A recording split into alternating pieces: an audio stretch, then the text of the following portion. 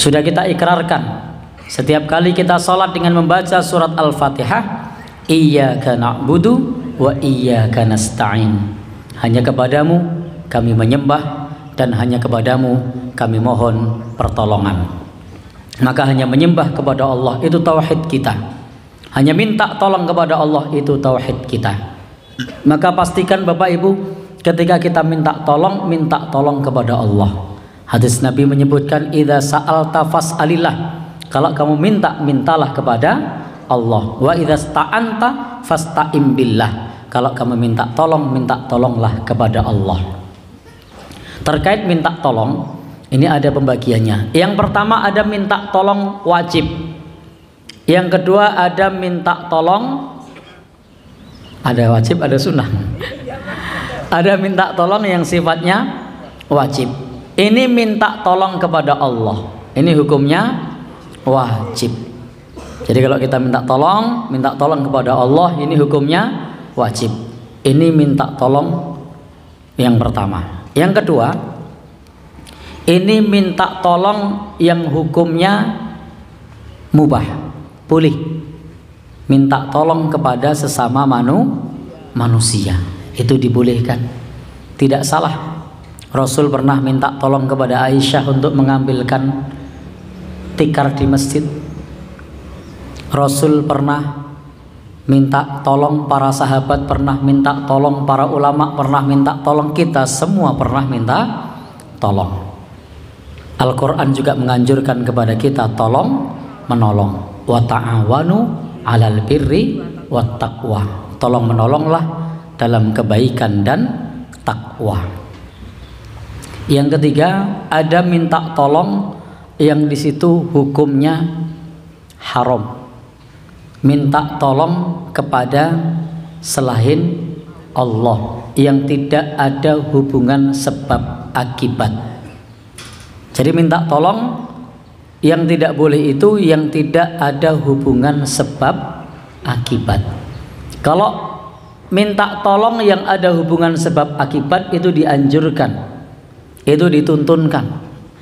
Minta tolong kepada dokter itu ada hubungan sebab akibat, boleh. Tapi minta tolong yang tidak ada hubungan sebab akibat secara ilmiah, contohnya minta tolong kepada penghuni kubur, ini hukumnya haram. Minta tolong kepada bangsa jin, hukumnya haram. Kenapa? Tidak ada hubungan sebab akibat. Maka kalau mau minta tolonglah kepada yang dia mampu memberikan pertolongan yang ada sebab akibat.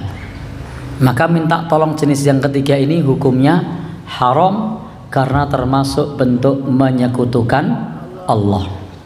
Termasuk minta tolong kepada bangsa jin, ini hukumnya haram. Allah sudah berfirman di dalam Al-Quran kepada orang-orang yang dahulunya bekerja sama dengan bangsa jin. Apa firmannya?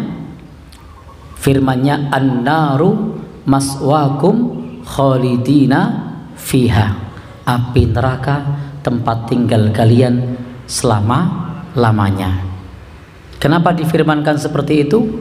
Karena qad istakthartum minal insi, sudah banyak menyesatkan manusia. Maka fabalagna ajalana alladzi ajjalta lana qalan naru maswakum khalidina fiha. Maka mereka berkata, Rabbana stamta'a ba'duna bi ba'din.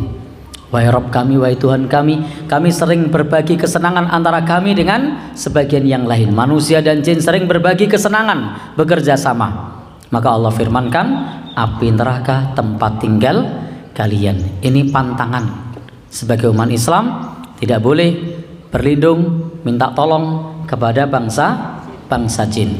Wa annahu kana rijalum minal insi ya'udzuuna birijalim minal jinni fazaduhum rahaqa. Dan sesungguhnya ada segolongan manusia, laki-laki dari bangsa manusia yang minta perlindungan kepada segolongan laki-laki dari bangsa jin.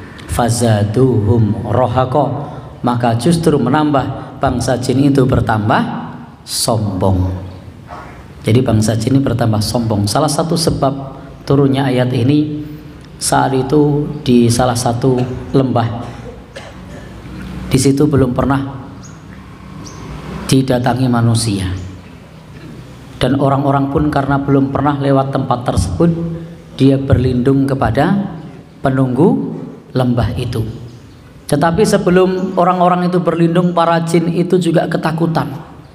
Jin-jin yang ada di sana berlarian berhamburan karena datangnya manusia. Tetapi ketika melihat manusia kemudian berlindung, aku berlindung kepada penunggu lembah ini, ternyata mereka juga takut. Maka mereka menjadi sombong, menjadi senang. Ternyata mereka takut, tidak jadi lari dia.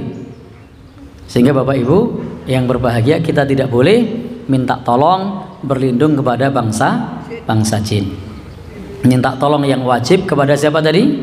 Allah Subhanahu wa ta'ala. Minta tolong yang mubah, yang boleh, yang ada hubungan sebab akibat, dan dia mampu memberikan pertolongan. Itu boleh, tidak dilarang, dianjurkan.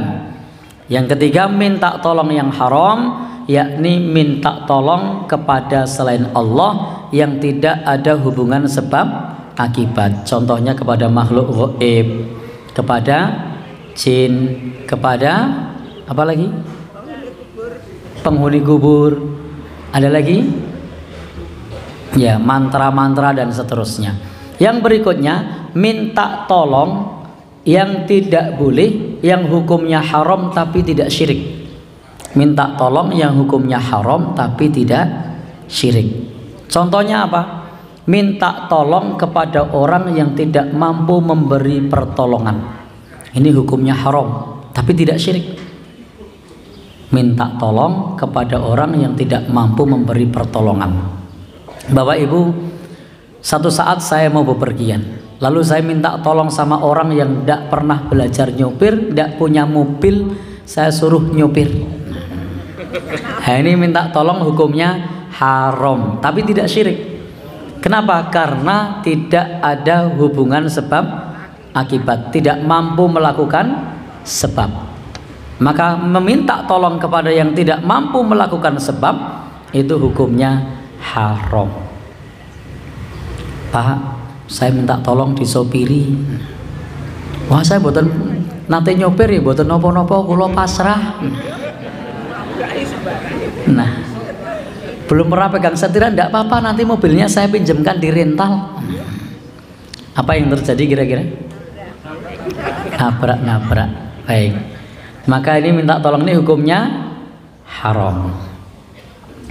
Contoh lain, ada orang jatuh nyebur sungai, lalu minta tolong sama temennya, tolong temenmu ditolong, didorong. Kira-kira gimana? Korbannya nambah. Kenapa? Karena temannya tadi tidak mampu menolong. Maka ini minta tolong yang tidak boleh pula, haram. Tapi ada minta tolong yang dianjurkan dalam Al-Quran. Apa yang dianjurkan? Wasta'inu bis sabri was shalah. Minta tolonglah kepada Allah dengan sabar dan sholat. Jadi minta tolong kepada Allah dengan sabar dan sholat. Ini dianjurkan di dalam Al-Quran. Ketika kita sakit, sabar, sholat, doa, termasuk di dalamnya minta kepada Allah dengan cara-cara yang dituntunkan. Maka Bapak Ibu berbicara tentang titik pisah ruqyah dan perdukunan, ini ada kaitannya dengan minta tolong tadi. Kenapa kita sampaikan jabaran mengenai, kita sampaikan mengenai macam-macam minta tolong? Karena supaya kita tahu, jangan sampai nanti ketika saya menyampaikan minta tolong kepada selain Allah itu syirik, tiba-tiba ada tetangga Bapak Ibu yang minta tolong sama saya, syirik. Repot itu. Baik, Pak, saya mau minta tolong. Minta tolong apa? Nah, minta tolong untuk diantarkan ke bandara. Maaf ya, minta tolong sama saya, syirik. Kan repot. Padahal itu tidak syirik. Nah, Ya, pripun Pak? Ngajine kurang adoh. Oh iya. Bapak ingin ngendika ngajine kurang adoh. Baik. Ngopi ini kurang kenal mboten Pak? Nggih. Jadi kalau kita mau minta tolong boleh. Tadi ada 5 ya. 1 minta tolong yang wajib kepada Allah. Maka ruqyah ini kepada Allah silahkan. Boleh. Yang kedua, minta tolong kepada yang mampu memberikan pertolongan. Maka kalau minta tolong ruqyah sama orang yang ngerti ruqyah. Orang yang tidak ngerti ruqyah jangan dimintain tolong. Yang ketiga, minta tolong yang haram, yang di situ terdapat kesyirikan. Maka pastikan kita minta tolong hanya kepada Allah, tidak minta kepada bangsa jin, kepada lelembut, kepada dewa-dewi, karena di dalam agama kita tidak mengajarkan untuk melakukan penyembahan kepada selain Allah. Ini hukumnya haram dan syirik. Yang keempat, minta tolong yang haram karena tidak mampu melakukan pertolongan. Yang kelima, yang dianjurkan bagi kita adalah minta tolong kepada Allah. Salah satu wasilah yang dianjurkan sabar dan sholat.